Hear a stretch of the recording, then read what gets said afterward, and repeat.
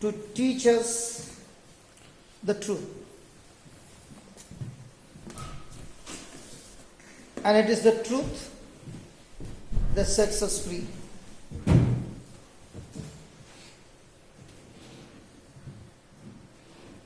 Help us to know the secrets, the mysteries, the principles of your kingdom that you reveal to us, your children, by the power of the Holy Spirit. There are many of us seated here who have different issues. There are many who have been praying, but the issue seems to become bigger and bigger, like mountains, challenging, torturing, tormenting, and destroying lives. But you said, Jesus, I've come to give you life, life in abundance. Help all of us to experience this life that you came to give us in abundance. That not only we experience this life, but we are able to share this life with others too. This afternoon I ask you, Holy Spirit, to move in this place, touch every heart, every mind, minister to each one of us, change us and transform us. Make this preaching absolutely easy to understand, with the demonstration of your power, with accompanying signs, wonders, healings, miracles, deliverance in our midst. Make it so practical that we are able to understand it and practice it in our everyday life, so that not only we are touched, but we become a blessing to others as well. We thank you, we praise you, Father, and ask you, take complete control over me. Let me not speak anything of what I want, but what you want. Have a control over my mind, my vocal cords, my words, everything, let it be yours. In Jesus' name I pray. Amen. Amen. Amen. Praise God. Praise God. So today is a very beautiful topic called faith. Praise God.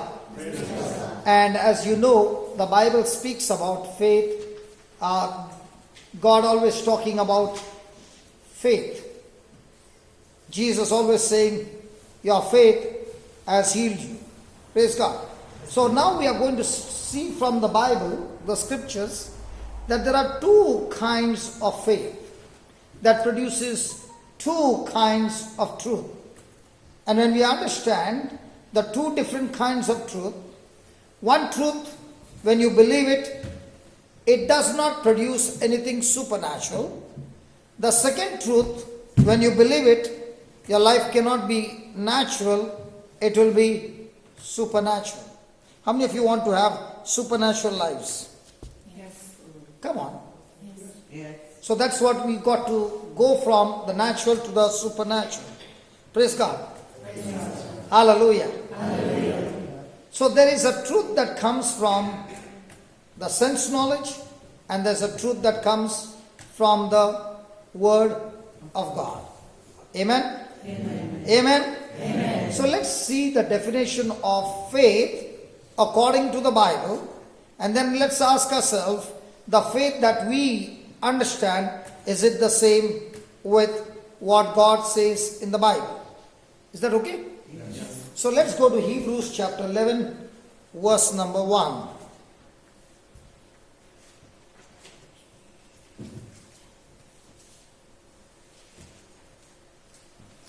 What's the first word over there?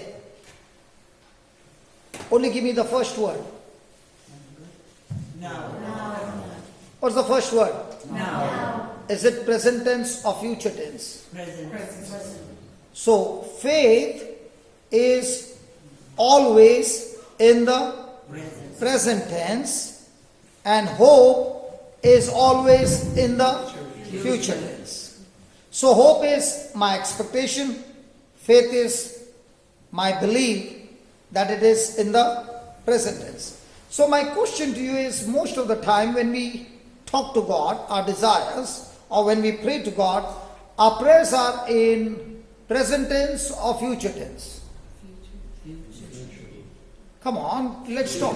See, listen, please. Can we be in a classroom where all of us are talking? Yes. Then we learn better, okay? And if you got questions, please be free to ask, okay? And don't ask some other question of what we are learning, okay? Now, when I am praying to God, for example, somebody is sick, and the person is praying to God, God, I know and I know one day you will heal me. Was it a present tense or a future tense? Future. So whenever it is a future tense, that means, is it faith or hope? Hope. So most of our time that we pray, is it faith or hope? Hope. Have you ever heard Jesus say, your hope has healed you? No. So which is more important, hope or faith? Faith. That's where you went wrong. If I'm asking you questions, that doesn't mean I'm asking to check how much you know. I'm asking you questions so that you think. And when you think and you see the definition, you will begin to understand that I'm wrong and I need to make correction. I need to make what? So if we were supposed to come to this place and we missed the road and somebody said, hey, the place went behind, will you make the correction of taking a U-turn? Yes. So, do we need to take corrections? Yes. Okay. So now faith is the assurance of things hoped for. Now, can you give me the other translation as well? We'll take 2-3 translations. And please, brother, relax over here. Okay. Faith is the assurance. Faith is the confidence. Faith is the... Read that, please.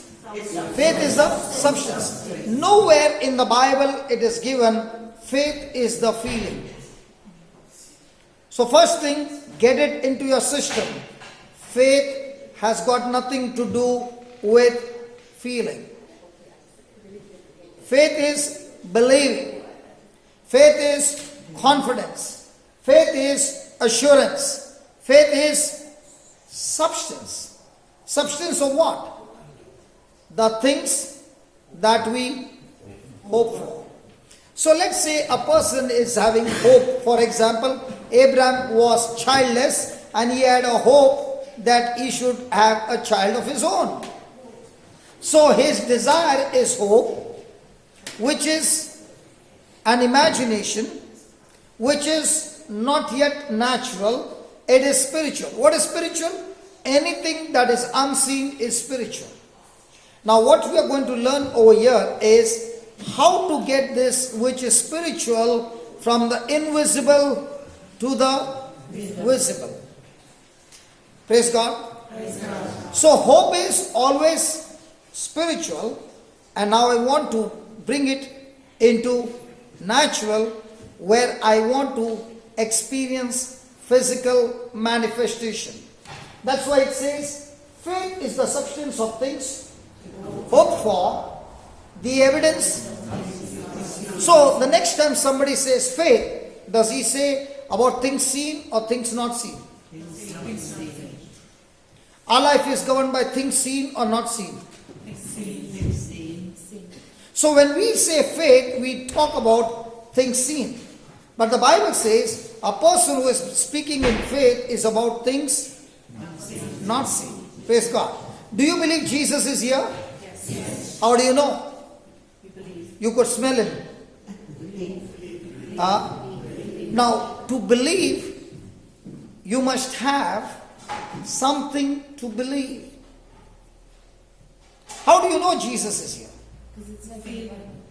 What is given in the Bible? Where 2 or 3 are gathered in my name, I am in your midst. So what about you in the washroom? Are you with somebody? No, so Jesus is not there. What about the person who is living alone? Jesus is not there. You said where 2 or 3. So where there is no 2, a person is living alone. So, now is Jesus saying that I will never leave you, never forsake you, I am with you, I am in you till the end of time? Yes or no? Yes. Now what is that scripture giving you? Assurance. Giving you what? Confidence. Now, can you see Jesus? No. But are you having that confidence because he said to you? Yes. That confidence of what he said is your believing. I cannot believe something where there is no confidence, where there is no scripture to back me up. Praise God. Let's take another example. Do you believe Satan is here? Yes. Brother, you gave us the place to have this meeting, and look what the people are saying. Satan is in this place.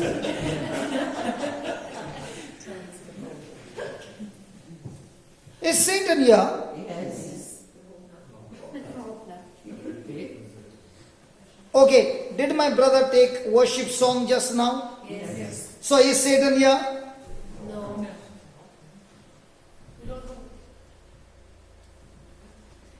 Is Satan here, brother? No. Is Satan here? No. Now that's why you are not sure, isn't it? Yes. You're not sure. So who gives you the assurance? Give the other translation. Faith is assurance. It is confidence. It is not doubting. So for me to be assured, for me to be confident, I must have a document. Praise God. Now give me Matthew 13:19. And let's see whether Satan is here. Then that's how we operate in faith. Yeah. When anyone, does that include you? Yes. Okay. When anyone hears the word, are you hearing the word? Yes. Of the kingdom and what? And does not understand it, what happens? The evil one comes and snatches away what is sown in the heart. Okay, just give me the other translation. Let's see what is there for evil one. When anyone hears the word of the kingdom of God and understands it not, then comes the Wicked one. who is he? Satan. Satan. So is Satan here? Yes. Now how are you so sure now?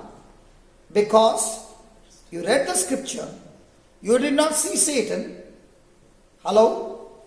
But the scripture says, every time the word of God is preached, Satan comes at once. He does not come the next day. He comes at once. He does not come late. If we have to learn anything from Satan, we got to learn this. He always comes before time. Hello? Why is he coming to take that seed away? Because that seed in my heart has the potential to destroy his kingdom. So from whose heart can Satan take the seed away? All of us? No. Look what he says. The one who hears the word of the kingdom of God and so if you understand, what is the meaning of the word understand? The word understand means to practically know the principles, the working principles that the person can use in their everyday life. Praise God. How many of you drive car? Good. Now the car was parked in a reverse way at the edge of the cliff. Okay, the driver parked it. And the owner told the driver, give me the keys. But he does not understand the gears. He does not What? He does not understand the gears. He only knows it has to be moved. So he starts the engine, says Psalm 91, says his prayers, looks in front and presses the accelerator. The car is not found. Where's the car? Gone off the cliff. But did he say Psalm 91? Yes. Did he look in front? Yeah. Was his desire to go in front? Yeah. But the car went reverse. What do you think was the reason? The car did not obey him. Or he shifted the wrong gear. So why was the car going behind? Was the manufacturing defect, or the person did not understand the gear? Are you understand? So in the same way, when the word is preached and a person has no working knowledge of what is being preached, now that seed cannot remain in that person's heart. Satan has stolen it. But once the person understands this is how the word of God works, now Satan cannot steal it, because the person has gripped that seed and is saying, I'm going to use this seed every day in my life, because now I know how it works. Are you getting it? Yes. So the preacher's job is to make the person what? Understand how the seed works. Praise God. Praise God. Praise God. Okay, let's come back to Hebrews 11. Faith is the substance. Okay. Let's say I got that bottle of water. Big bottle of water. And I got a small glass. In the bottle, no, it doesn't matter. In the bottle is water.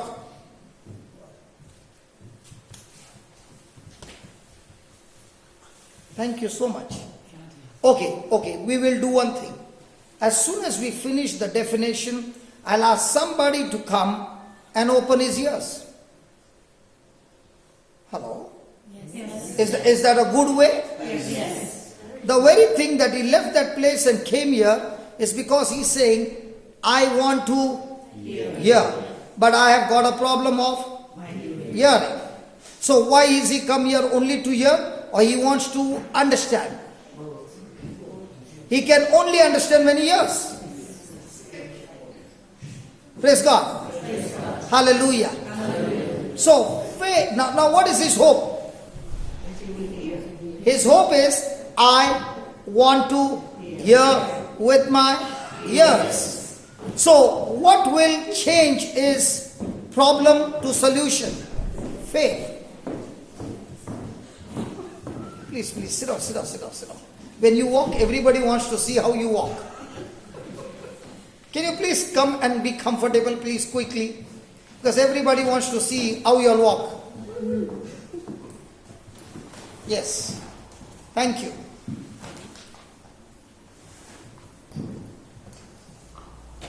Shall we continue? Yes. Okay. Here is the man. He wants to hear clearly. His hope is that I want to hear. Now he requires substance. And what's the substance? Faith. So faith is the substance used that can change the situation and bring his hope, which is in his mind, to manifestation. So can faith work where there is no hope? No. For example, my brother is sitting on the chair. Let's say it's made of plastic. The substance used is plastic, but the mold is a chair. So the plastic is melted, and when the plastic is supplied into the mold under pressure, when the substance cools down, the substance takes the shape of a chair. This table also is made through a mold. So the mold is the hope. The substance is plastic. Are you following? Yes. And that plastic, when gone into the mold, when it cools down, takes the shape of a mold. Are you following? So the Bible is full of a substance called faith. My desire that I have is my hope. And this hope that I have, I want to bring it to manifestation. So I need a substance called faith, which is in the Bible. And that substance will change my desire, which is in my mind and in my heart, into manifestation. Praise God. Now let us see, where do I get this substance called faith? Romans chapter 10, verse number 8.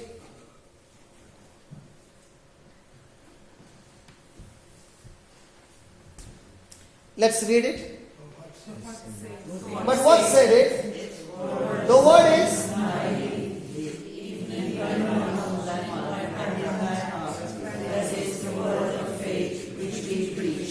So where's the word of faith? Read it. It is in my heart. It is in my heart. It is near you. Come on, two places. Hello, it's in two places. Where? Did he say mind? No. Why he did not say the mind? Because it's not in the heart. So what's the difference between heart and mind? Mind. Yes. And mind is not believing? Okay. In my mind are my five senses. My five senses will say, for this brother's ear to be opened, he needs to go to the doctor. He needs his ears to be operated. That is what my mind is saying. My heart is saying what the Bible is saying. Jesus put his fingers in a deaf man and he spoke to the deaf spirit, come out. He said, ear be opened, and the ears opened. Is it there in the Bible? Yes. So what is that testimony saying? This is how Jesus opened deaf ears. Are you following? Yes. Now did Jesus say, the one who believes in me will do the same and much more? Yes, he did. Hello, did he say? Yes. He will do the same things I did and much more. Yes. So now, have I got that assurance? Yes. Have I got that confidence? Yes. So where's the word of faith now? In my mind or in my heart? My heart. Are you understanding? Yes. Praise God. So every scripture in the Bible is loaded with a substance called faith. Now my question is, if I have a jar of water and I have an empty cup, small cup, can I do this cup? You have the juice in it. Come on. Can I fill the cup? Yes. In the same way, that jar represents the Bible and my heart is the cup. Yes. I take those promises of God and I fill it in my heart, and when I start believing those scriptures are giving me a substance called faith. Praise God. Are you able to hear now? Yeah. Okay. It's getting better. Praise God. Now, let us see how this works practically. Okay? And then we will have the demonstration. Praise God. Now, there are two kinds of truth. The first kind, can you just put it?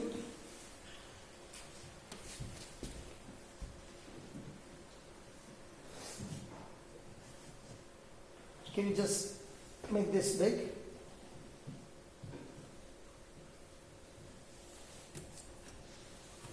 Not on the screen. Go on the top. Scroll. Shall we read it, please? Yes.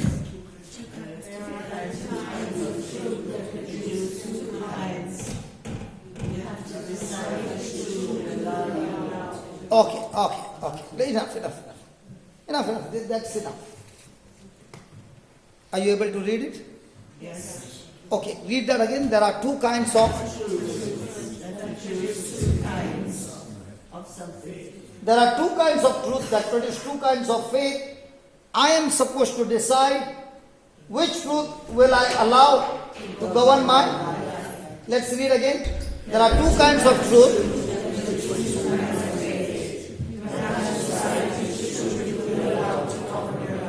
Okay, let's take for example. If you have 10 euros and you spend 7 euros on a poor person out of compassion, how many euros will you have? 3.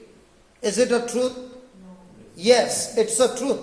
Because you can see the 3 euros in your hand. Is that right? Yes. Now there is another truth that comes from the Bible. Luke chapter 6, 38. And let's see which truth do you decide to practice in your life.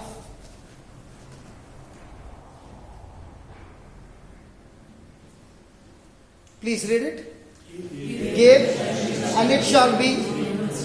No. Did he say take and it shall be given to you, or give and it shall be given to you? Give. So the man who had 10 euros, he gave 7 euros to a poor man. Now, has he given it out of love? Yes. So it shall be given back to him how? Good measure, pressed down, shaken together, running over, shall men give unto his bosom. Now comes the question mark. I learnt in school and I practice every day in my life. When I give to somebody or I help somebody, my euros are going to multiply or subtract. No. I'm not talking about this. I'm talking about my mind. See, there's a heart knowledge, there's a mind knowledge. The mind will say how much? 3. Heart knowledge is saying, but Jesus said it is 700. Yes. Both are truth. One truth is coming from my senses, that I can see the 3 euros. One is coming from my heart, which is saying 700 euros, which I cannot see, which I cannot even touch, which I cannot even feel. The person who makes a decision to rely on sense knowledge truth, such a person does not experience supernatural things happening in his life, because he is walking in the world system principles. Do you have a Mac? Yes. The computer Mac? Never heard about a computer Mac? Yes. Mac. And there's another computer called Windows, the software. Are they both the same? No. The program will work on Windows, will not work on Mac. The program that works on Mac will not work on Windows, because their system is different. In the same way, there's a world system and there's a kingdom system. The world system says, when you minus, when you give, it's subtraction. The kingdom of God says, when you give out of compassion, it is multiplication. Now, in our everyday life, which one do we follow? Subtraction. So we say we are from the kingdom, but do we follow the kingdom principle or the sense knowledge? So a person is a Christian, a person is a Hindu, a person is a Muslim. Now we all the three are practicing which principle? The same. But a person who operates on the Bible says, even though I can see with my eyes, it is 3, I still choose to believe 700. Are you understanding? Yes. And that is the challenge of a Christian. It is not how much I pray, but how much I believe. Not the figure 3, but the figure 700 that comes from the document called the Word of God. So how do I put this Word of God in action? With my lips and in my heart. Is my mind going to war against me? Yes. Is my mind going to say, are you so foolish? Yes. Because when you gave, can you see only 3 euros in your hand? Yes. But the person says, I can see 3 euros in my hand, but by faith I can see the unseen that Jesus has said, because He is faithful to His word, I can see 700. And that is the challenge. Please come here.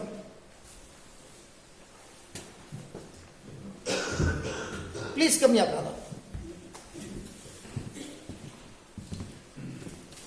You are in front of the camera. Are you okay with that? You are in front of the camera. Yeah, fine, thanks. Yes, you can open his ears. Which one is better? I do the job, or I show you that all of us can do this job? Yes. Hello, which one is which one is good? Show us that everybody can do it, right? Come on, go ahead. He's still confused. Thank you, Jesus. I'll just put your fingers inside here. Okay. Now what is he doing? He is doing exactly what he reads in the Bible. What did Jesus do to open a deaf ear? He took his fingers, put it in his ears and said, deaf spirit, come out. So what is my brother doing? Same. Why is he doing the same? Because the Bible says, Jesus said, what he did, we are able to do as well. Praise the Lord. Hallelujah. Hallelujah. And when he does it, what happens? His ears open. Can you hear it? No. You are not yet done. Okay, go ahead. Praise God. Thank you, Jesus. Thank you, Jesus. Now, is he doing it with sense knowledge or word knowledge? So when does the supernatural get activated? When he's doing sense knowledge or word knowledge? So what is our challenge every day? You have no permission to come back to me anymore. To believe in the sense knowledge or the word knowledge? Hallelujah. Thank you, Jesus. My brother is the body of Christ and you have no authority over it. Through the power of the Holy Spirit, as written in Romans 4:17, his outer ear, inner ear, middle ear, and the nervous system and the processing center are completely recreated, regenerated, and realigned. Thank you, Lord, for this complete creative miracle that my brother is able to hear normally as you have created him to hear in the name of Jesus. Angels, I command you in the name of Jesus, as written in Hebrews 1:14, take away his air of salvation. So you take away that disease part of the hearing process and to replace it with brand new spare parts in his ears to hear it perfectly normal in the name of Jesus. For all the name, fame, and glory to be yours, Father, in the name of Jesus. Amen. Amen. Now, are you able to hear, my friend? Yeah. Now, is your hearing clear? Sorry? Now, can you hear me now? Now much better? Much better, Yeah. But I don't know how much better, but I hear better. Now you're hearing better. Praise God. Hallelujah.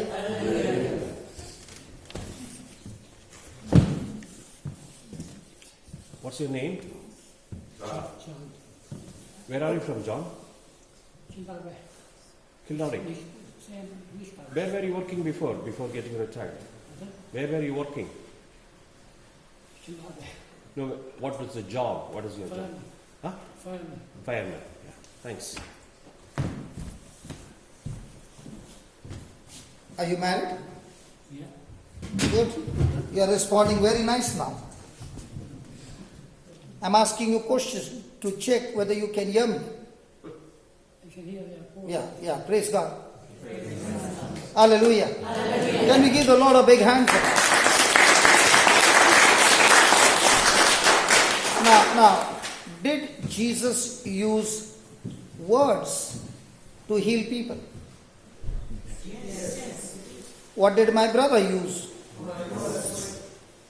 Did he speak God's word or did he speak his own words? So what is he doing? Just like you take a jug of water and pour that water into a glass, he has in his life poured that scripture into his heart.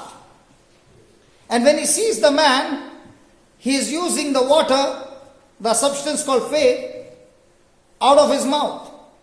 The word that is leaving his mouth is filled with the substance called faith because he is believing it. It is going into the spiritual. Put that again. Hebrews 11:1. Today I've got 2 more clients who have got cataract. When they sat down, I was so excited and they said they have got cataract. And I said, wow. Why did I say wow? Because we will dissolve those cataract with the power of the Word of God. Are you understanding? Yes. Now, why am I saying, I heard it. The wife touched the husband and said, you are also included. We are all included. But the wife, which one would be better? That when we are doing the demonstration on those people, can you do it on your own husband? Yeah. So, do you need to go searching for a preacher? No. All that you need to do is learn the principles of faith. I'm not here to only speak about healing. The faith can work for your children. It can work for your finances. It can work for broken relationships. Faith works supernatural things and brings into manifestation. Hallelujah. Hallelujah. So shall we just go? Yeah, brother. In the Bible, Just listen. in the Bible, the apostles were didn't they? At times when Jesus actually performed miracles, they didn't believe. Like the time the boy with his father, when the demons, like the senses, they wanted to see and they didn't believe. That's why Jesus said that it was your unbelief. Okay? That the demon did not get out. We'll come there. I'll take that scripture for you and explain. Okay? Let's study the basic first. Okay. Again, faith is the substance. And where is this substance? In the Bible. Now we've got to take the substance from the Bible, and we just now heard the word of faith is in 2 places. In my? Which one comes first? Lips or heart? Which one comes first? No. Let's go according to the script. Listen, please don't give me answer what you want to say. Let's go and see what the master says. Which one is better? Doing what the teacher says, the master says, or what we say? The word is near you, on your... So let's say somebody says, I don't have faith. No problem. If you don't have faith, no problem.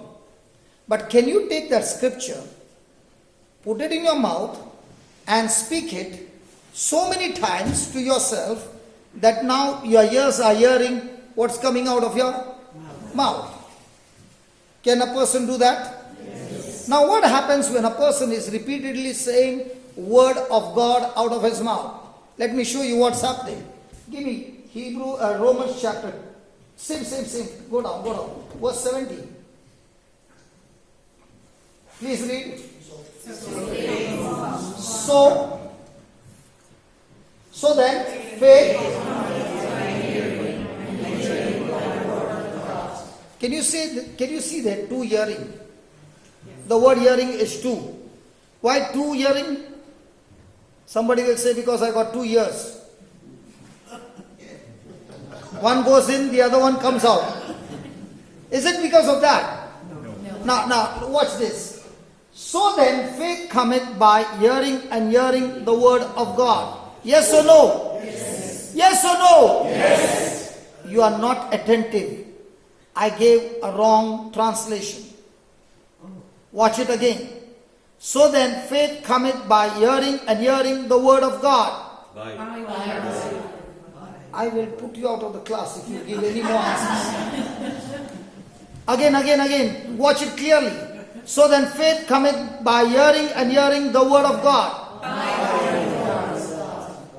Why is it the word by? Okay, let me explain to you. Sorry? Were you talking to yourself? And you were talking so loud? That's a good sign. That's a good sign. That's what I'm teaching. Praise God. The word is in your mouth and in your heart. So what you said, did your ears hear? Yes. So when your ears are hearing, is it your natural ear hearing? Yes. Is it going into your ear? So faith. Brother Amal, can you please come here? Brother Amal, can you please come here? Brother Amal. Now where was I looking? Why did he come? Why did you come? You called me by name. His name. I said, Brother Amal, come. That's my name. Now, did he come from there to here? Yes. Why? But was I looking at him? No. But did he still come? Yes. In the same way, when you are hearing the word of God, faith is coming. So if you don't have faith, no problem. Keep hearing the word, faith is coming. Are you getting that? Yes. Somebody is saying, I don't have faith, no problem. Let your ear hear faith. Let your ear hear the word of God. Now let me give you an example. A person comes and says, I'm feeling so weak in my body, and he's totally skinny. And he says, can you just pray over me? Now does he need me to pray over him, or does he need good food to eat? He needs good food. Hello? So if he is eating good food, will his stomach digest the food and convert that food into calories? Yes. Come on. Yes. And if he keeps eating good food, is he going to put on good weight? Yes. So what is his stomach doing? Converting the food into calories. In the same way, when a person is hearing the word of God, what is his ears doing? Taking the word into his heart, and his heart is converting that word into a substance called faith. Did you get that now? Yes. Hello, did you get that now? Yes. Now, for example, in Ireland, I see a lot of things made of wood. So wood is the substance by which you make a house, Yes. by which you make a door, Yes. you make table, you make so many things. In the same way, by the substance called faith, you can do so many supernatural things in your life. Did you follow up till here? Now let's study that word by. By. Now let's say a person goes to the hospital and by mistake he gets a bad report. That is suffering from something and it's very, very dangerous. Did he hear from the doctor once? Yes. When he's coming out of the clinic, is the doctor walking with him? No. But is the doctor's word which has gone into his ear walking with him? Yes. Now even though the doctor is not coming, is that word talking to him? Yes. Now is that word talking to him from the external ear or from the inner ear? Inner ear. Now when he is meditating on it for 1 week, what will be his condition? But was he sick? No. The report was wrong. Will it destroy his health? Yes. Why? Because now he's not only hearing, but he's hearing by. So whenever you hear anything from inside, it will produce faith or fear. So if a person is repeatedly hearing and repeatedly speaking the word of God over and over again, what is his inner ear doing? Hearing. And that inner ear will now begin to speak to him, and that faith is what brings forth supernatural manifestation. Is that clear? Yes. Hallelujah. Hallelujah. So let's take some examples from the Bible and see between sense knowledge and word knowledge. Praise God. Praise God. Let's go to 2 Kings.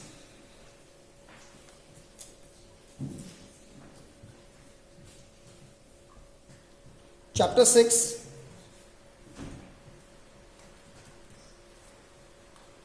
And verse number 8. Are you ready? Hello? Yes. Now, before we go into this chapter, let's say we are all in taking different character over here. And let us ask ourselves, if I was in this position, what would I do? Okay? Then the king of Syria warred against Israel and took counsel with his servants, saying, in such and such a place shall be my camp. And the man of God sent unto the king of Israel, saying, be aware that you pass not such a place, for there the Syrians are come down. So what did the man of God do? He told the king of Israel, don't go by that way, because the army of the Syria is waiting to kill you. So the king of Israel sent to the place which the man of God had told him and warned him of, and saved himself there, not once, not twice. So it repeatedly, the king of Syria had made plans, and every plan went wrong, because the man of God was giving him the secret. Therefore the heart of the king of Syria was so troubled for his thing, that he called his servants and said unto them, will you not show me which of us is for the king of Israel? So what did the king of Syria, who is giving this news to whom? To the king of Syria. Israel. Praise God. So he's very, very angry. King of Syria. King of Syria. No, he's giving the news to the king of Israel to escape. And one of his servants said, none, my lord, O king, but Elisha the prophet that is in Israel. He tells the king of Israel the words that you speak in your... So can the Holy Spirit give you the secrets? Yes. Did Jesus speak the same? When the Spirit of truth will come, He will teach you all things and even show you the things to come. Yes. Who? The Spirit of God. Is that Spirit of God in us? Yes. Is He supposed to give you all the secrets of the kingdom of God? Yes. Yes. So he said, go and spy him where he is, that I may send and fetch him. And it was told him, saying, behold, he is in Dothan. Therefore he sent horses and chariots and a great host, and they came by night and surrounded the city. When the servant of the man of God was risen early and gone forth, behold, an host compassed the city both with horses and chariots. And his servant said unto him, alas, my master, what shall we do? Now, is those horses and chariots which have come and surrounded the city, have they come to welcome Elisha and give him a good trophy, or have they come to finish him off? Now when the servant opened his eyes and saw outside, the army was there. Did anybody talk to this servant? No. Did the servant see the army? Yes. Did he recognize the army is from the enemy? Yes. What is he going and telling the man of God? Is he talking faith or is he talking fear? Fear. Where did he get from? His divine senses. Did his eyes communicate to him? Yes. Did the eyes talk to him and tell him, listen, this army has come to give you a big trophy. They have come for the master. And because you are with him, you are also on the line. So, when he opened his mouth, did he open his mouth as a victim or as a victor? Is he saying that the army is stronger than them? So, can fear enter into a person without his permission? Yes. Can fear enter into anybody's life without that person's permission? Before fear can enter in, fear always needs permission. Has this servant agreed to what he's seeing? Is he talking fear? Now watch what he says. And the man of God answered him, saying, what? Fear not, for they that be with us are more than they that be with them. Now, my question to you is, who is more, the army or Elisha and the servant? But what is Elisha saying? Fear not, why? Because they are more. They are more? Who are more? Elisha and the servant and God. Is he gone into depression and gone crazy? He believes.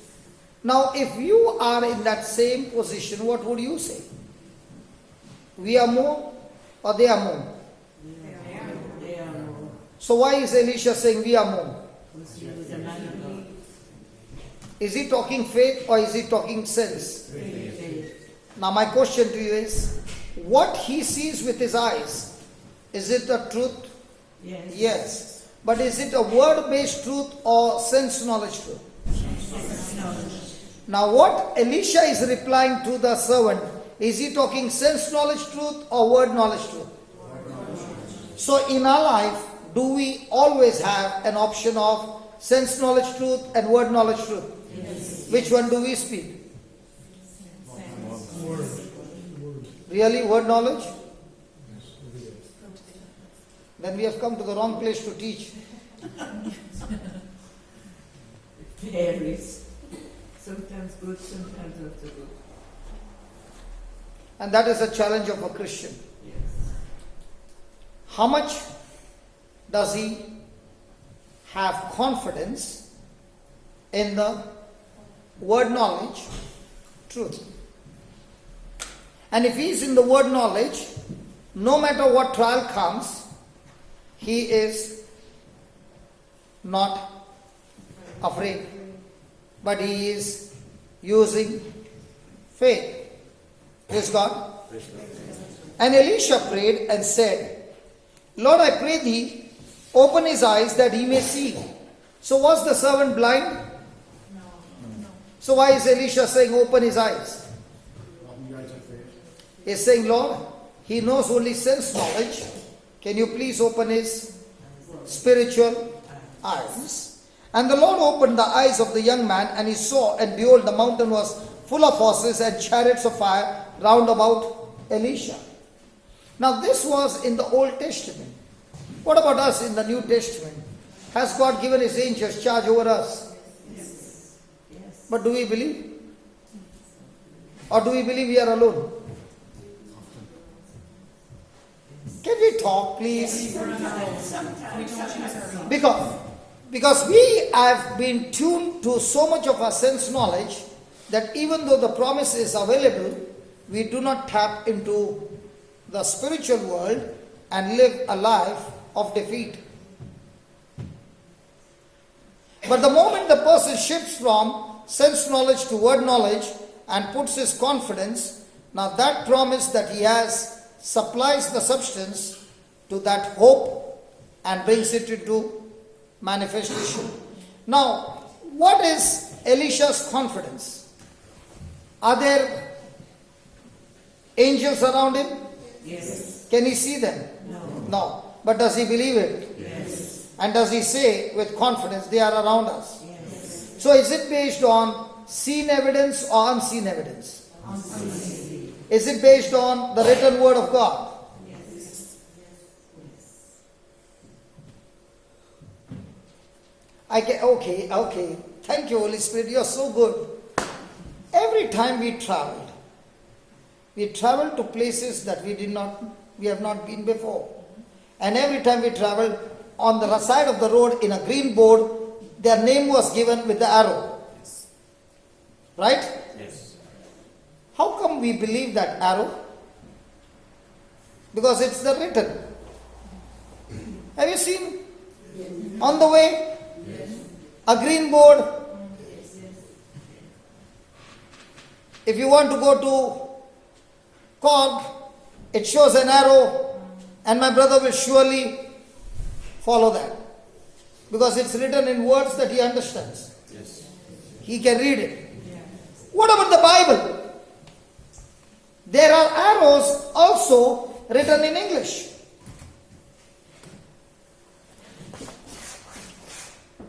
In English, do we follow this arrow or the road signal?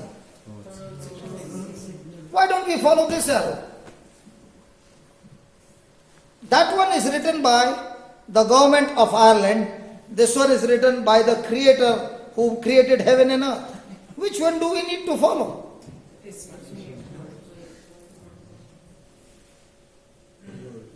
And thank God it's written in English, a language that I know and I can read. Praise God. Praise God. So, when they came down to him, who? The army, Elisha prayed to the Lord and said, Lord, please save me. Do something, Lord, otherwise I'm going to be dead. And the Lord had mercy on him.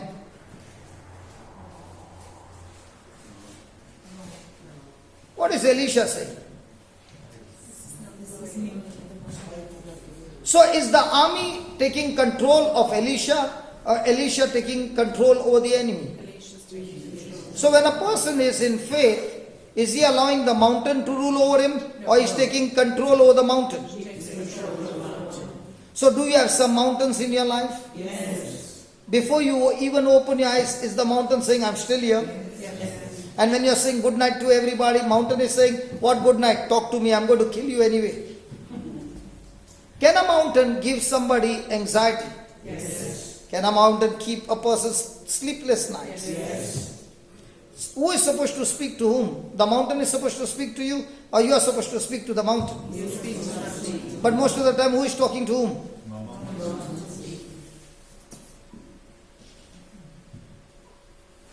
Are you understanding? Yes. So when the mountain is talking, are you on sense knowledge or word knowledge? Yes. But when you are talking to the mountain, are you on word knowledge or sense knowledge? So who has got the switch on and off? Us. God. God? Well, we choose. So we choose God. God in God us. to take control. God's word in us. This time nobody is taking your side. And they are right. Don't try to complicate things over here. Hallelujah. Hallelujah. Be careful, he is purposely trying to trap you. Hallelujah. Hallelujah. Hallelujah. So, Elisha prayed to the Lord and said, smite this people, I pray thee, with blindness. And he smote them with blindness according to the So is the Lord, the Holy Spirit, ready to move in action according to your word? Yes. But are we speaking the word of faith? Have not been. We will. So is it the Holy Spirit who is not working, or is it I who have not done the principles in the Bible? So where's the problem? And all the time, what are you saying? Do. Every blame can be put on the devil. And the devil also is very happy as long as you are putting the blame on him. Do you know why? Because he is saying, as long as they blame me, they will never take responsibility to change. And as long as they don't change, I can bash them up for generations. But the moment you understand it's my problem, I need to make a correction. Now where are you running? Straight to the Bible to build up your spiritual muscles and come back and fight the battle of faith into victory. Praise God. Praise God. Hallelujah. Just put the notes and then we'll go and have some more demonstration. There are two kinds of faith, two kinds of truth. There are two kinds of truth that produce two kinds of faith. The first kind of truth is that comes from. So, am I supposed to grow my faith on God's word or what he said or she said? On God's word. On God's word. Next one. The walk of faith is based on the truth of God's word. Faith is a... Expression. Just click here. You come to me in God's and Faith is a...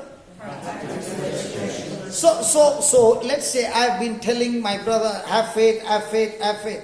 But I'm not practically using it in my action. Will that faith work? Hello, will that faith work? So, is it a practical action?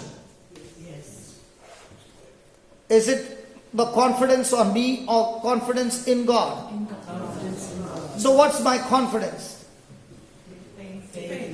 My confidence is in God's word. Praise God. Or is my confidence in me? Now, let me give you the difference. I am saying I got up today early in the morning and I prayed for 4 hours. And therefore, I am confident. Will it work? No. No? Only feel confident. Yes.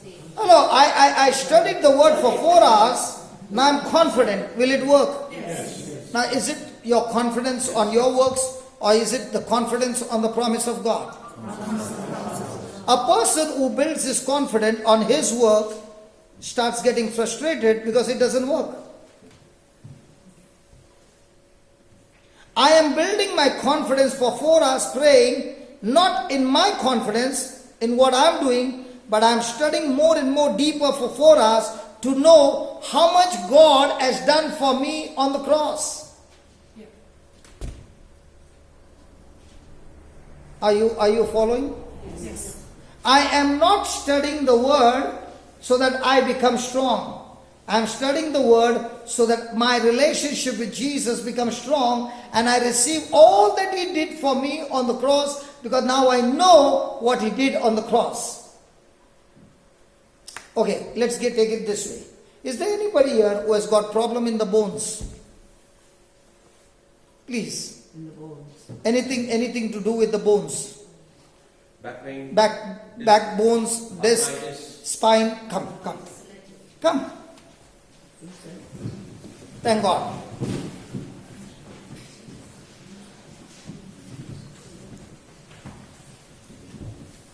Then you go and fix your husband, okay? One at a time. Come.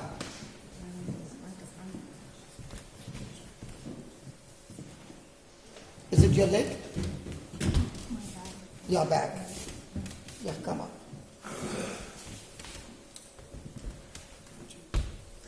You're in front of the camera. Oh, okay. She looks beautiful. Okay, now. I'm going to stand outside. So we are going to do it according to the word of God. Okay? Now read one scripture. Give me Psalms 22:14. Before you go, just see that. Just 17.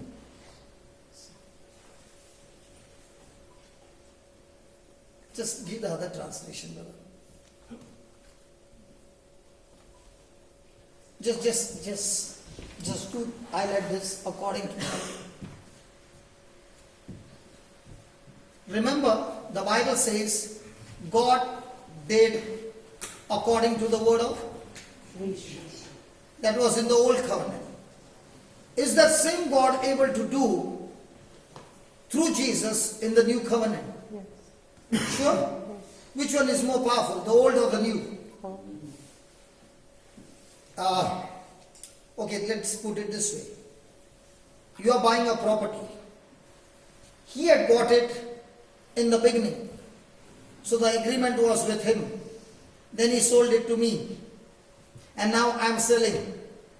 And he comes and says, you have to pay him. Are you going to pay him or are you going to pay me? You. Why not him? He is the original person. He no longer owns it. But he has the original document in the beginning. I don't have the beginning document. I have only the document from him. But I don't have the document from him. So whom are you going to pay? I'm confused. I'm confused. Okay, I have a property, and then I have sold it to brother also. Now you are buying from him. Okay. So But you are saying I am the rightful owner because he has the original property from the whoever was the original, what do you say, county or whatever. From the Okay. registers. Okay. So you are going to pay whom? Him if he has the deeds. But he has sold it to me. But that wasn't legal. Yeah, absolutely legal. It's legal. It is legal. It is legal. Now, which document is latest? His or mine? Yours. So which one are you going to pay? You. But he was the one in the past. I had an old document with me. Okay. But No. will that be anything, any good before Don't the give law? her any hint. You don't give her any hint. Yeah. Okay, well that's the past. So if you are legally selling it to me, then I pay you. But he's saying, but I'm the first owner. Not true? In the same way, the Old document is the Old Testament. The New Testament is through Jesus. I am supposed to follow. The new. Yeah. Are you understanding? Yes. Yes.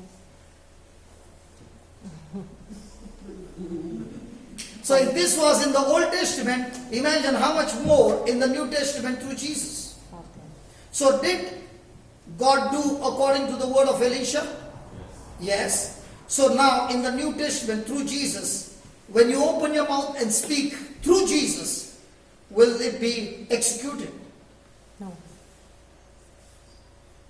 Listen, in the New Testament, Jesus said, whatever you desire when you pray, ask my Father in whose name? Jesus. So now is the transaction going to be done? Yes. That's what I'm trying to say. Are you following? Yes. So when I show you a promise, what's your job? To take that promise, speak it like Elisha. Now are you on sense knowledge or word knowledge? Forward Now when you are in word knowledge and you spoke Jesus in Jesus' name, will the transaction be done? knowledge. Yes. Good, that's what I want you to understand. And once you understand that, you are like Elisha speaking and the Holy Ghost is going to execute the order. Just go to Psalm 22. Do you all have some chain? 22 verse 14. Psalm. Third line. Third line, here. I know. 32, yeah? 22. 22. Yeah. 14. You know, Baba, when you're on the computer, everybody knows what you're thinking in your mind. Yeah, because you're pressuring me. If I'm pressuring you and it's shifting you, in the world there are bigger pressures than me. Okay. Please read it. I am poured out like...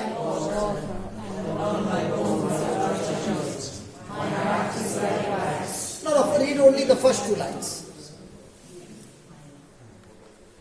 Yeah, read it. I am poured out like... poured out like water, and all my bones are out of joint. Pause. This is the condition of Jesus on the cross. Now, when you watch Jesus on the cross, statue, could you see that his bones were out of joint? No. No. But what does the Bible say? I am poured out like water, and all my bones are out of joint. Now, your bones are not out of joint, and yet you got so much of pain. Yeah. Now, can you ever think, if every bone is out of joint, what will be the intensity of pain? 10 plus. You can't even comprehend. No. Now, all that he did for you so that your bones can be healed. Are you following? Yes. Do you believe that? Yes. Now, close your eyes. Now, for example, is this the word of God? Yes. So, are you going to be on sense knowledge or word knowledge? Word knowledge. Sense knowledge is your bones have got problem. Yeah. Word knowledge is saying his bones were out of joint so that your bones are healed. Okay? Now close your eyes and say this. Lord Jesus, Lord Jesus, I never knew I never knew how much you suffered how much you suffered on the cross. on the cross. But now But now, I read Psalms 22, in Psalms 22, verse number 14. verse number 14, All your bones, all your bones, not some, not some, but all your bones but all your bones were out of joint were out of joint for my sake, for my sake, so that so that through that pain, through that pain, all my bones all my bones are completely healed. are completely healed. I'm looking to your back Say that, Lord Jesus, Lord Jesus, I am looking at your back, at your back, which is scourged at the pillar. which was scourged at the pillar. All your bones All your bones were out of their place, were out of their place, and the pain that you were going through and the pain that you were going through was beyond imagination. was beyond imagination. And you took it all And you took it all only because of love. only because of love. I love you, I love you, and I believe and I believe with all my heart, with all my heart, according to the word, according to the word. all my bones now All my bones now are aligned, are aligned, the cartilages, the cartilages, ligaments, ligaments, tendons tendons are reconstructed, are reconstructed. all my muscles, All my muscles, nerves nerves are completely loosed, are completely loosed, L-O-O-S-E-D, loosed, loose, completely relaxed, completely relaxed, and I'm completely healed. and I am completely healed. Thank you Thank you for this divine exchange. for this divine exchange. The problem in my back, The problem in my back, you took it into your body, you took it into your body, and by your wounds, and by your wounds, you have made my back you have made my back completely healed. completely healed. Amen. Amen. Now move. Is there any pain? No, You can't feel anything now. not in my back. No, No. So was it difficult? no. How many years you suffered? Last many years. How many? 80, 90 years? 10, 12. 10, 12 years. Now all these years, what were you praying? God heal me.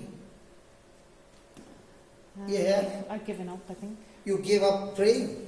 But now what did you do? You took the word. When you move from sense knowledge to word knowledge, the job is done. Did I need to touch you?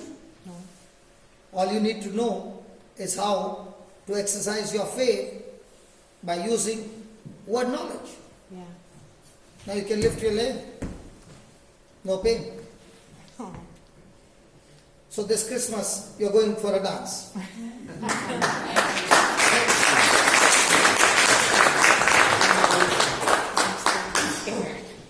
Don't be scared. Did you get pain?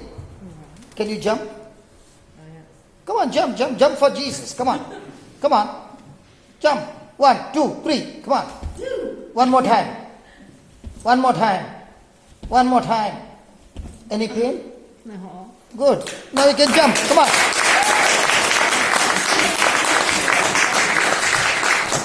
Hallelujah.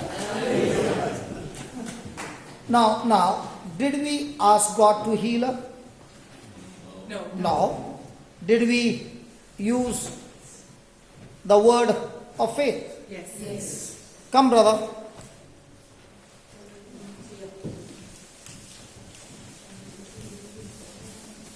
You came so fast. It looks like you were only waiting. When would I call you? The way he came running. Praise God. Okay, what's happened to your eye? Pretty sore. It has been 2 years. 2 years. Only paining. Just ask him what is it. What's the condition? It's pretty sore a lot of the time. Is it dryness? It's, yeah, really. What did the doctor say? He said I had some allergy, but it's more than that. It has developed and it's painful. So you know the symptom is still there. Yeah. So when it's gone, you will know it's gone. Yeah. Good. So it's not about sight. No. Okay. Can you take off your specs? Yeah. Can you get the screwdriver and the hammer? Praise God. Okay. Thank you, Jesus. Just as this plug point came out, in the same way, we are going to get the allergy out. Don't worry. Hallelujah. If the system is the same. Now you are on the camera, okay? No problem, okay? Now somebody who's watching you also is getting healed of the eye. Okay, close your eyes, both your eyes, and use your imagination to everything that I'm speaking from the scriptures. Is that okay? And repeat after me, okay? Whatever I'm saying, you make a picture in your mind, that's all. Don't pray for the healing. Only the scripture. We are all on word knowledge. No more sense knowledge. Okay? Close your eyes. Say this. Lord Jesus. Lord Jesus. Concentrate. Lord Jesus. Lord Jesus. Don't open your eyes. Lord Jesus. Lord Jesus. With my eyes of faith, In my eyes of faith, I look to you I look to you on the cross. on the cross. You have a crown of thorns You come upon on your head, your head. and you are carrying that cross You're bearing the cross that was meant for me, that was meant for me, for my sins, my sins, and the punishment that I deserve. the punishment that I deserve. You have taken it on your body. You have taken it on your body. Lord Jesus, Lord Jesus, those thorns come, are piercing your skull, taking your soul, and blood is coming out. and blood is coming out. It is piercing your eye It's taking your eye and damaging your eye. and damaging your eye. Your eye is full of your blood. Your eye is full of blood. And all this suffering And all the suffering for my sake. for my sake. Lord Jesus, Lord Jesus, I take that same holy blood I take the same holy blood on my eyes. in my eyes. There is life in your blood. There is life in your blood. The Bible says, The Bible says, we overcome Satan you Satan and all his works and all his works by the blood of the Lamb, by the blood of the Lamb. that is the blood of Jesus, That is the blood of Jesus and the word of my testimony. and the word of your testament. Lord Jesus, Lord Jesus, as your blood as your blood is flowing into my eyes, into my eyes, it is powerful, it is powerful, it has destroyed it has destroyed every infirmity in my eye, every infirmity in my eye, in my body. in my body. It is completely destroyed, It is completely destroyed, and I am completely released. and I'm completely relieved. Whatever is damaged in my eye Whatever is damaged in my eye is now being reconstructed, is being reconstructed, recreated, recreated, and I thank you for this creative miracle. and I thank you for this miracle. I thank you I thank you, and I receive and I receive this creative this created miracle miracle in Jesus' name. in Jesus' name. All the symptoms are gone All the symptoms are gone, and my eyes are completely healed. and my eyes completely healed. I am totally set free I'm totally set free by the blood of Jesus. by the blood of Jesus. In Jesus' name. In Jesus' name. Amen. Amen. Now open your eyes. Do you find any of those symptoms now? Yes. Better, much better. Much better. Okay, close your eyes and say, Lord Jesus, Lord Jesus, I can experience I can experience most of the symptoms are gone, most of the symptoms are gone, and I want to thank you. and I want to thank you. I choose to believe I can believe no longer no longer sense knowledge truth, it's not the truth, but the word knowledge truth. but it was knowledge. And I declare, And I declare, I thank you, Jesus. I thank you, Jesus. My eyes are healed My eyes are healed, and I'm set free. and I'm set free. My eyes are healed My eyes are healed, and I'm set free. and I'm set free. Now keep saying that 10 times. My eyes are healed My eyes are healed, and I'm set free. and I'm set free. Now you say, My eyes are healed, and I'm set free. very good, My eyes are healed, and I'm set free. very good, My eyes healed, and I'm set free. very good, My eye is healed and I'm set free. Very good. My eye is healed and I'm set free. Very good. My eye is healed and I'm set free. Beautiful.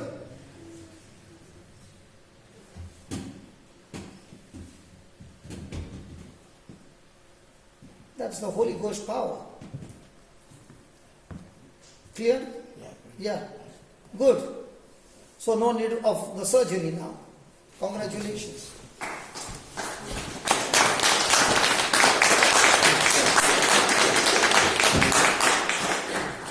Can we study more? Yes. Which one is better? That we only have the healing, or we study more and we finish it at the end with everybody getting healed? Yes. See, if we only have healing, it's no good. What is more important is that we understand the truth, that we learn to shift from sense knowledge to word knowledge. Is it okay? Praise God.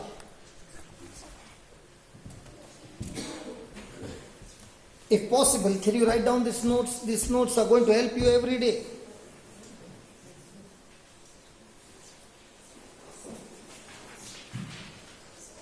So, faith, the last one we read is, faith is a practical expression of your confidence in what? Now, was I confident in myself? Or am I confident in God's word? So whenever somebody says, I have faith in God, what's the next question? Show me your confidence. Because where there is no confidence, faith does not work. Okay, let's put it this way. If a person is putting sugar in a bitter coffee and stirring, is he worried that the coffee won't become sweet? Can you talk? No. Why not? Because you know what can sugar do. So in the same way, when a person understands what can the word of God do, he is what? Confident. Hello, he is what? Confident. He is what? Confident. So now, are you going to study the word just to get knowledge? Or are you going to study the word to have intimacy with Jesus? So the more intimacy you are having with Jesus, now you are no longer doubting his word, because you are saying he is always faithful to his word. I am not faithful, but he is. So my confidence is no longer on myself, but my confidence is on him who has given me this word as a gift out of his love. Praise God. So if I have no word, can I have word knowledge truth? No. Can I have sense knowledge truth? Yes. Yes. Which one brings supernatural results? Word knowledge. Now all these healings, did we ask God to heal a person? No. No. What did we do? We applied whatever the word said. Are you understanding? Yes. So when you're asking God to do something and you're believing what the word says, is there a difference? Yes. Yes. This is believing. That one is begging. Does God want you to beg or believe? Believe. Touch your neighbor and tell your neighbor, I'm a believer of the word. I'm a believer of the word. Ask your neighbor, are you still begging? Ask your neighbor, are you still begging? Stop begging, start believing. Stop begging, start believing. So are you willing to believe? Hello? Now, listen. Is it going to be different, my dear sister? Your husband needs his eyes to be healed of cataract. Okay? You know how much you suffered with your back problem for 12 years. But what you experience now, has it built up your confidence? Because now you're saying, hey, he did not even pray over me. He did not even do anything. He took the word and just explained according to the word of Elisha. What's your name? Norma. According to the words of Norman. But were those words coming out of your mouth, Norma? Yes. But were they your words? No. They are still God's word. God's written word, when it comes out of your mouth, it becomes God's spoken word. And every time God's word is spoken, He watches over His spoken word and sees that He performs the word quickly. And His spoken word will not come back empty. Praise God. Can we give the Lord a big hand for that? Come on. Thank you, Jesus. Okay.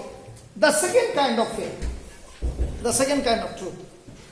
The second kind of truth is sense-knowledge truth, or truth based on physical senses. Based on physical senses. So our life is governed by which truth? Physical senses or word knowledge truth? Physical. So where's the problem now? The problem is with God, Satan, others, or myself. Myself. If you knew this, Norma, would you wait for 12 years? You said, I prayed, and then I gave up my praying. Because you saw there's nothing happening, instead things are going worse. Now then, next time, if the enemy shows up, what will you do? Speak God's word. Do you remember what truth you were speaking? Do I remember the actual words? Do I remember the words? Yeah. No. When you are praying. No, I don't remember all the words. And that's why that word has to be in your Heart. praise God. So when the word is in your heart, that word will produce the result. So write down Psalms 22:14.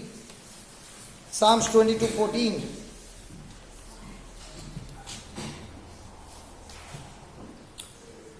So let us take sense knowledge truth, word knowledge truth. Are you ready? Yes. Let's go to Mark chapter 4. Come on. Now is the Bible interesting? Yes. Because now you are saying, oh my God, now I understand how I can educate myself through the Word of God and start training myself to move from sense knowledge to word knowledge.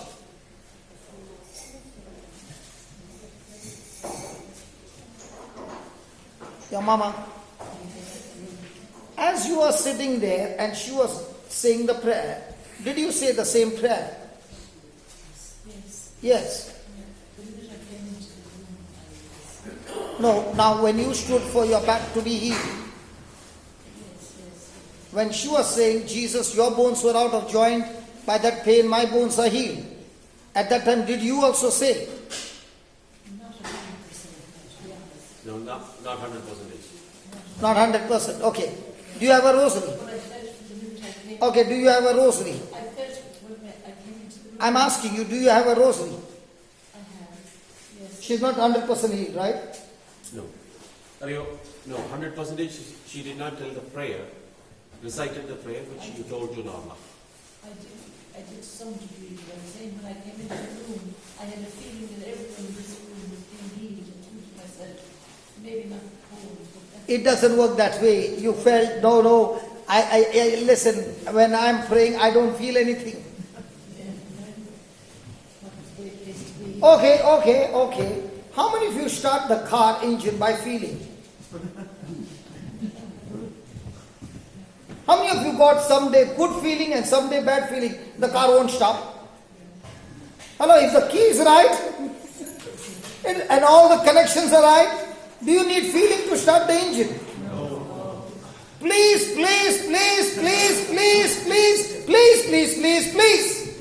This word of God does not work on feeling. Keep the feeling out. If you are going to study the word on the feeling, you will be a big failure.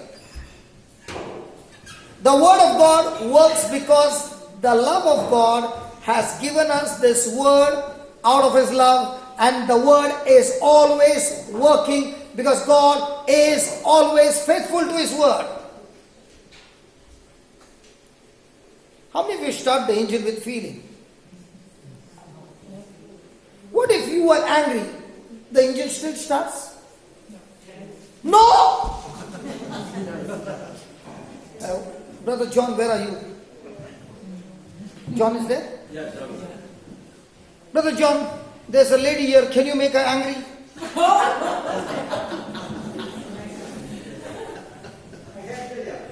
He can't hear. Okay, now a simple question. If you are angry and you start the engine, it won't start? It starts based not on your mood. It starts because it's connected to a system. In the same way, this word works based on the system. Hallelujah. Hallelujah. Hallelujah. Hallelujah. Thank you, Jesus. Thank you, Jesus. In the system, God says, where there is love, it will always work. So love is the key.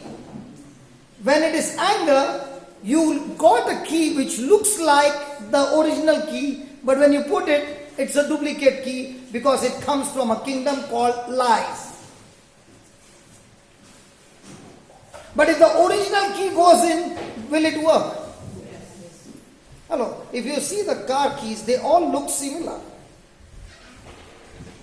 But do they work on all cars? No. Only the original car key will work. In the same way, when you're angry, you don't have the original key, but the lie of the devil. That's why it doesn't work. Are you there? Yes. Have you got your rosary? Yes. Take it in your hand.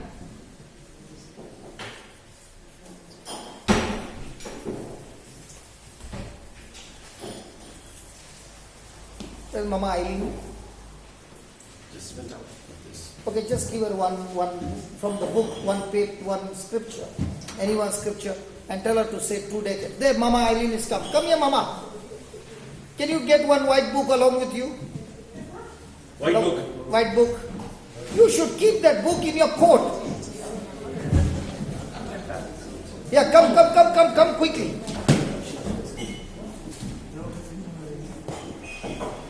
Of that, give it to her. Give it to her. And give her one of the lines that you want to give her, and make her repeat 2 decades of that line till that we can continue. Sit beside her, Mama, and teach her. And we will see the back is healed. Till then we can study this. There's less time. Can we study this? Yes. Okay. Mark chapter 4, verse number 35.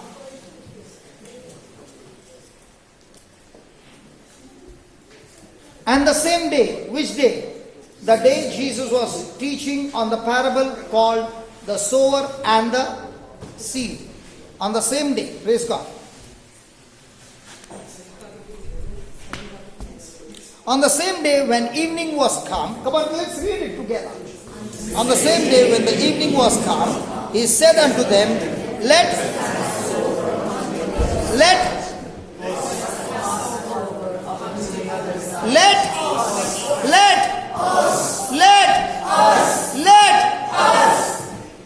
Did he say let me or let us? That's very important. Let us pass over onto the other side. And when they had sent away the multitude,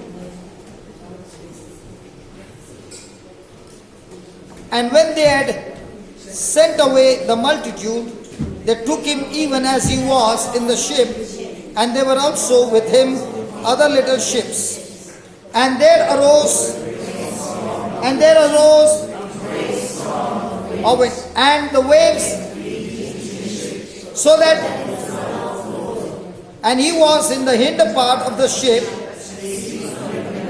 asleep on a, and they awake him and said unto him, Master, care you not that we, and he, and said unto the sea, Peace, be still, and the wind, and there was and he said, Why are you? How is it? And they said one to another, What manner of man is this, that even the wind and the sea obey him? Praise God.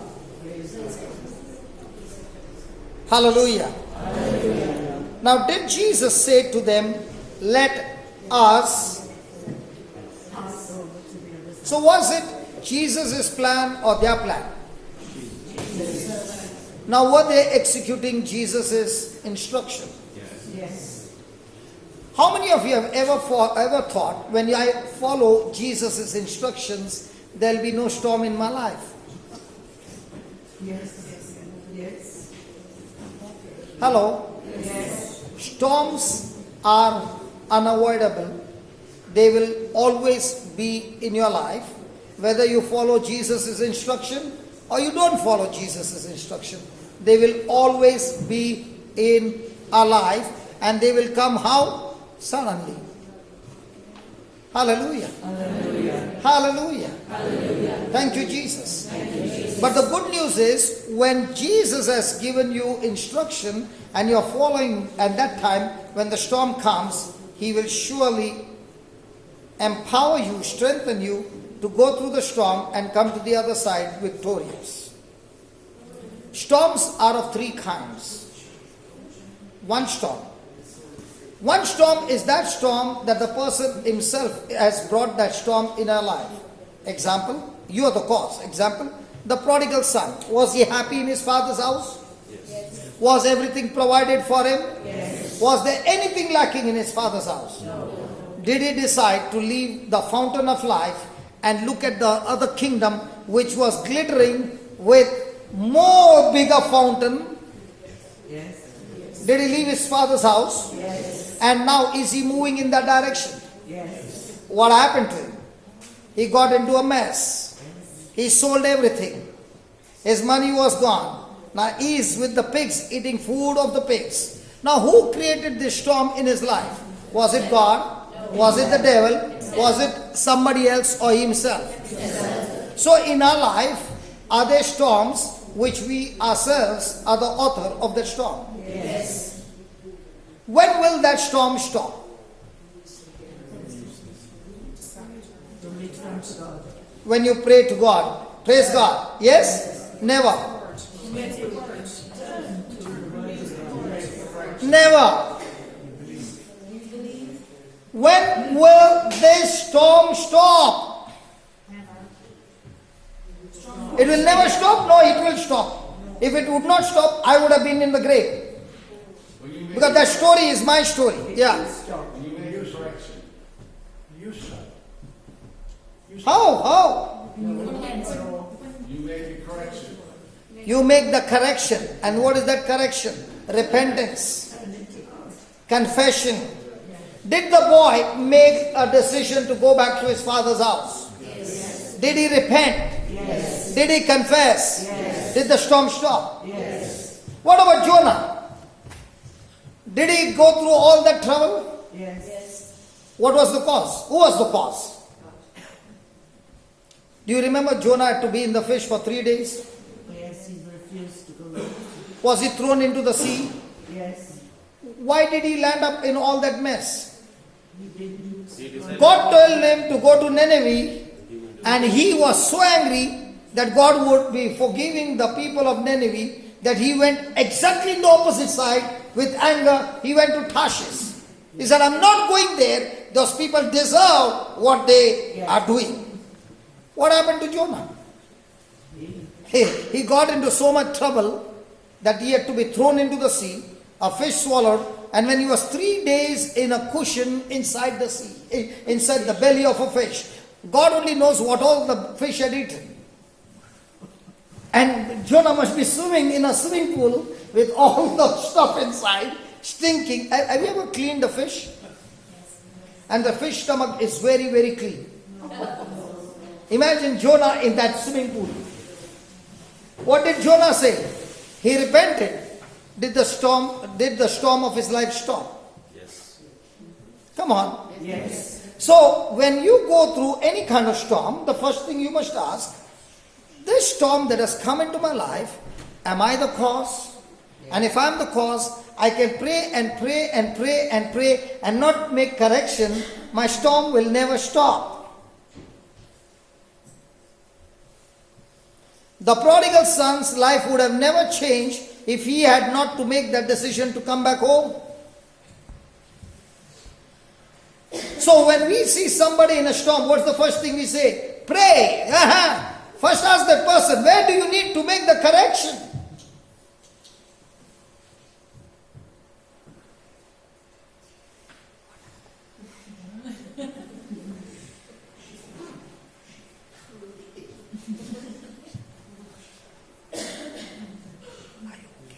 Yes, okay.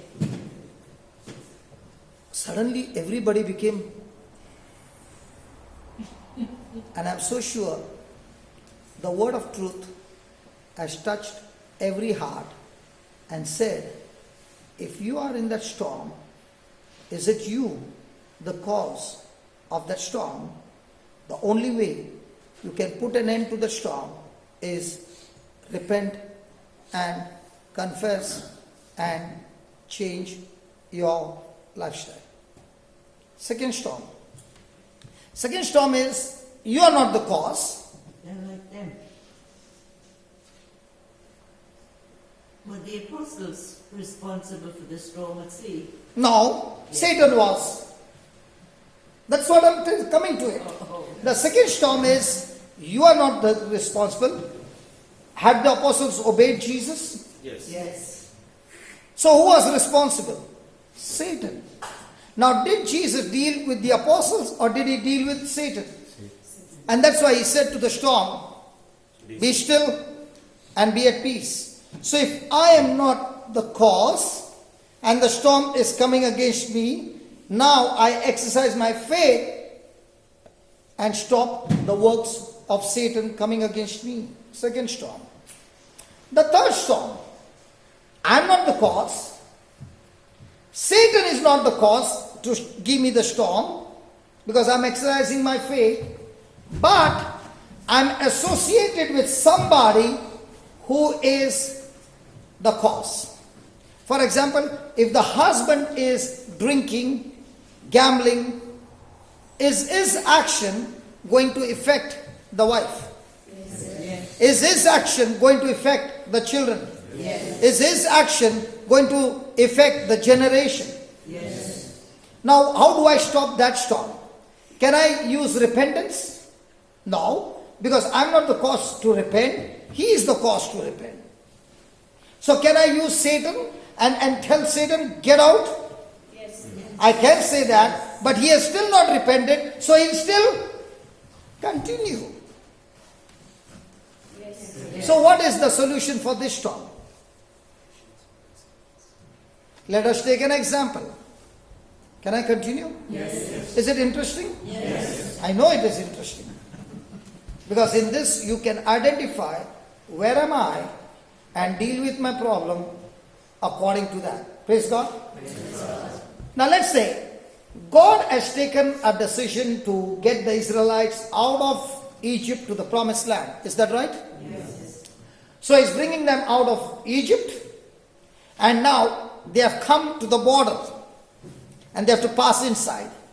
But before going to the border, they want to know how the land is. So God says, okay, send 12 leaders from 12 tribes. So they go and come after 40 days, they bring some proof that the land is flowing with milk and honey.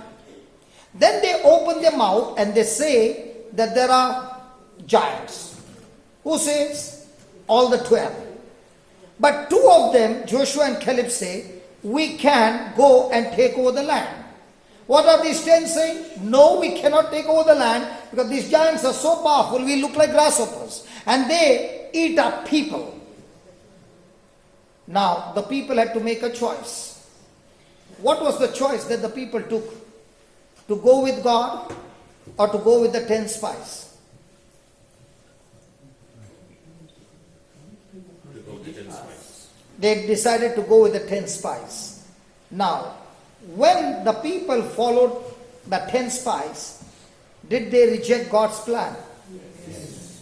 Were they back into the desert? But what about Joshua and Caleb? Had they done anything wrong?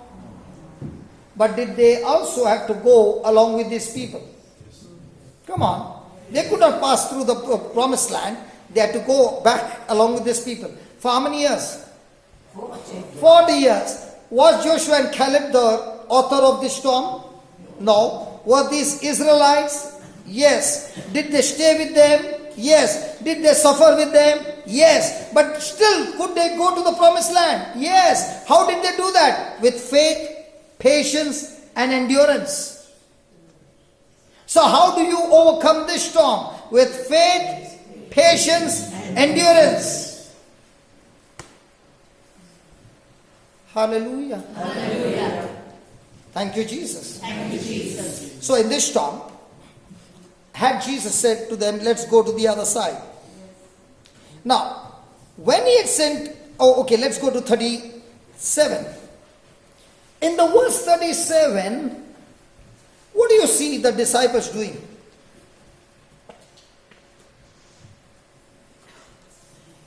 There was a great storm of wind, and the waves beat into the ship.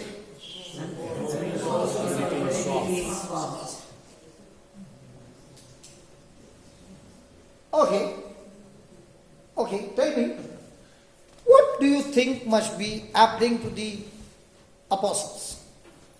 Fear. So are they on sense knowledge or are they on word knowledge? Now, my question is, did they have a word knowledge? What was that word knowledge? Huh? The man at the end of the boat. No. Please, no. Tell me, did they have the word knowledge? Yes. What was the word knowledge? Come on, don't tell me the Bible. The Bible was not there during their life. Come on. Huh? Sorry? Jesus said, let us go across to the other side. Had Jesus told them, let us go on to the other side. Yes. So did they have the word from Jesus? Yes. Now, did Jesus teach them on that day the parable of sower and the seed? Yes. Did he say the seed sprouts and grows when it is in the heart? Yes. Now, did they take that seed and plant in their heart? No. Did they remember what Jesus said or they remembered what they saw? Does this happen in our life? Yes. You studied the Bible and all of a sudden the storm came. Now which seed is in your heart? Fear. Sense knowledge? Word knowledge. And if you're on sense knowledge, is the storm going to stop? No. What about Jesus? Was he not scared? No. Why not? Because he knew. I want to ask you a question. Why not? Because he's the word of God. He was God. He was God. What did you say? He was God's word. He was not God when he came to this planet Earth. Because if he comes to God, or this planet Earth as God and dies for us, his death is no use. His word. It was his word, wasn't it? In the womb of Mary, he said, He is the Son of God, but the Bible says when he came to this planet Earth, he emptied his glory and took the form of a servant. Please understand, if you think Jesus died on the cross as God, then he got disqualified. Why he got disqualified? Because Adam lost the battle by disobedience as man. Jesus has to come to this planet Earth and take that authority that was passed on to Satan by Adam to fight the battle as man. If he fights the battle as God, he cannot be qualified. Was Jesus tempted? Yes. The Bible says God cannot be tempted. Is he a man? Yes. Yeah. He is a complete man. Yes. I thought he was called God and man. He is God. Please understand, he is God, but he fought the whole battle as man. That's why Jesus says, the very thing that I did as man, you can do as well. If you say he was God, you know what you just said? Oh, he was God. What's so special? But the real speciality is, he being God, emptied himself from that glory and came to our level to teach us the truth, how a man can still live on this planet Earth and be victorious. Praise the Lord. Can we give the Lord a big hand for that?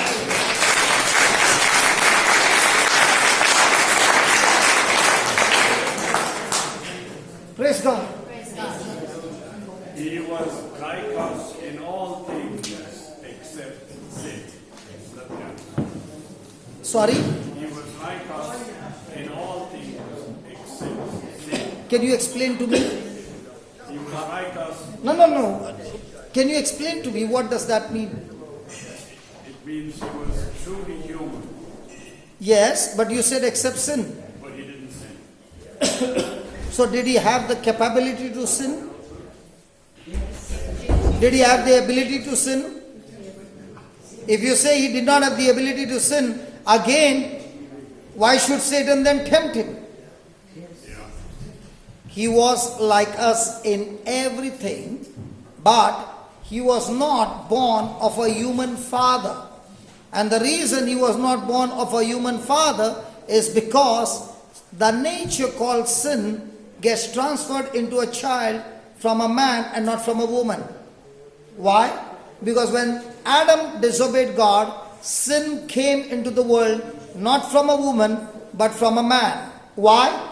But Eve ate the fruit first. Yes, Eve ate the fruit first. But God never told Eve not to eat. He told Adam not to eat. Because Eve was not created when God told Adam not to eat the fruit. So the disobedience came from Adam and not from Eve. Now look at all Eve smiling and giving me a big smile. So now we know who is the cause. Hallelujah. So the sin nature comes to the child from man. And that's why the conception in Mother Mary's womb is without a man. Are you all understanding?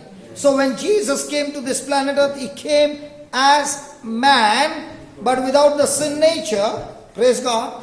Now he was tempted in every way. Now if somebody says he was sleeping because he was the Son of God, let me show you before we take a break. Okay? Give me Hebrews chapter 5, verse number 7.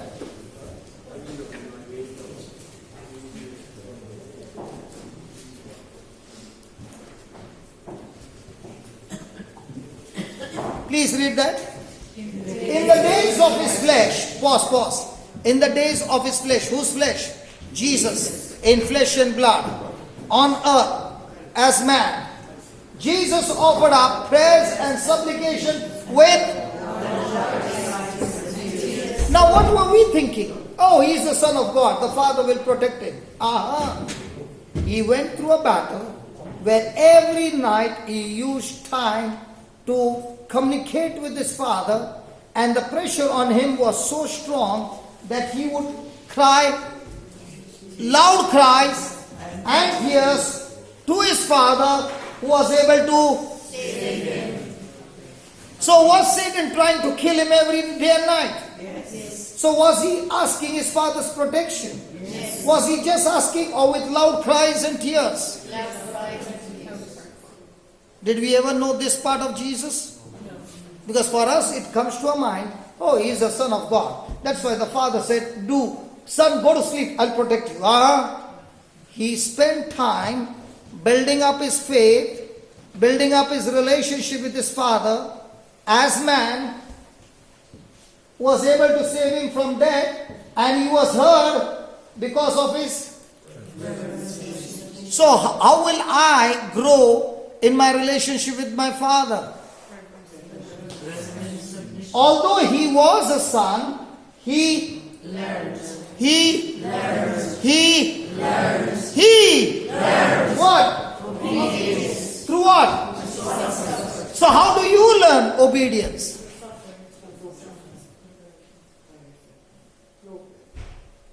Are you understanding? Yes. So this is the trailer. Come back, we'll study more. Let's make a closing prayer, please. Father, and nobody goes home. Hey, one minute. There's a couple. Hold on. There's a couple who are going to go for mass. Their eyes have to be healed. Where are they? They're gone? No, they're there. They had cataract eyes.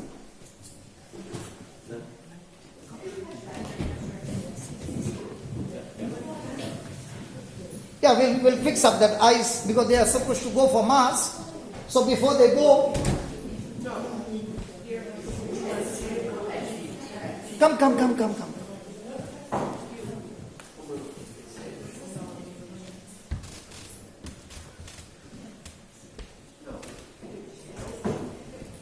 Which eye? Both or one? Both eyes. How much are the charges? 0. 0. Praise God. Now, I'm going to take a few of the scriptures. Just can we sit down and listen to this? Praise God. What to him? You also need some. Nana, you do to him what I'm doing. Okay? Now, can you take off your specs? Okay, here's a sister who has got cataract in her eyes and she needs a surgery. In which month? Right. Yeah, which month are you going for surgery? On the right eye. Yeah, right eye, which month? When are you going for surgery? Plan for surgery. February. So I told her we'll finish it today only. Hallelujah. Okay. I want you to repeat as you hear me speak. She will touch. I'm going to touch and he is going to repeat. Ready? Close your eyes. Heavenly Father, see that? I thank you. I praise you. Today, you have taught me to change my thinking, to change my belief from sense knowledge to word knowledge. Today, I learned that even though Jesus was the Son of God, He is the Son of God, but on the planet Earth, Lord Jesus, as man, you spoke to your Father in prayer with loud cries and tears. Lord Jesus, I thank you for teaching me, Abba Father, saved you from death because of your submission. In the same way, I choose to submit to you. Lord Jesus, the Bible says, as Saul was going to Damascus, he encountered you, heard your voice, and submitted to you. Saul became blind, and for 3 days and 3 nights, he was praying, not for his healing, but to know your purpose, your assignment in his life. O Lord Jesus, I thank you. The word says, Ananias came to meet Saul and said to him, the same Jesus whom you encountered at Damascus has sent me to you to baptize you. Brother Saul, be baptized in the name of Jesus. And he laid hands on Saul, and the Bible says, the scales from his eyes fell from his eyes. The scales fell from his eyes. And his eyes were opened. In the same way, in the name of Jesus, this cataract is dissolved by the blood of Jesus, and the scales has dropped off, separated from these eyes. The cataract is gone, and the eyes are completely clear, and I am completely healed. In Jesus' name. Thank you, Lord, for giving me new eyes. In Jesus' name. Amen. Now, is it any blurred? No. So, everything clear? Yes, nearly. Praise God. What about him? Yes, he's improved. Praise God. What about him? All clear? Praise God.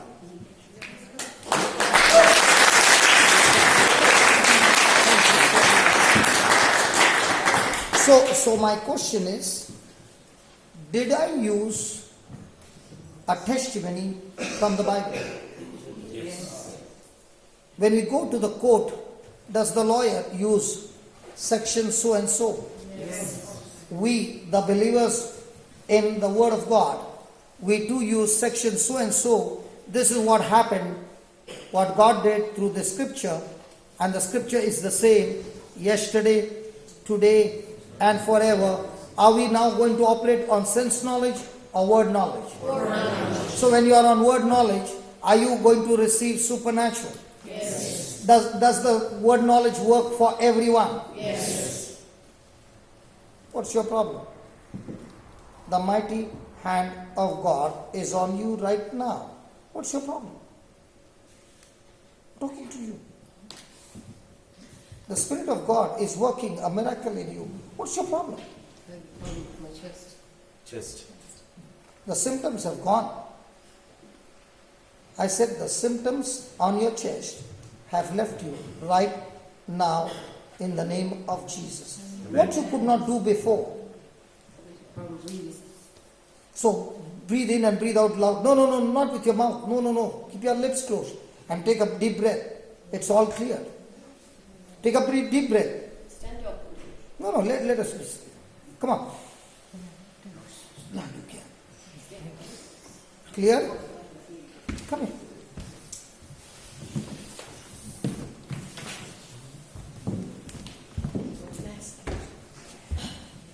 When that lady got healed and you saw what happened, you spoke something to the Lord. When that lady, she said, I can see. At that time, you said, Lord, me too.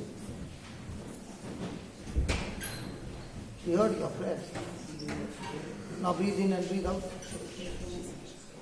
Fully clear? No symptoms now? Everything clear? Father, I thank you. Not only you have healed me physically, but you have touched me spiritually as well. And I declare my life is changed from today. I will study your word and train myself no longer to walk in sense knowledge that contradicts your word, but to believe and walk with you in agreement to your word. I thank you for this great miracle. In Jesus' name.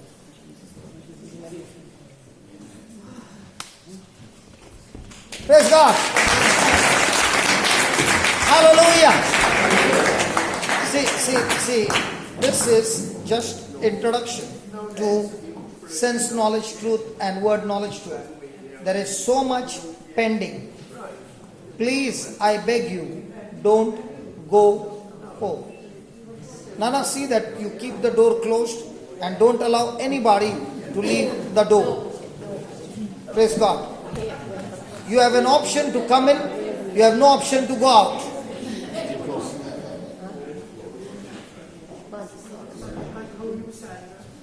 What's happened to her? What's happened? Okay, the others can take a break. I'll pray with her. But please don't go home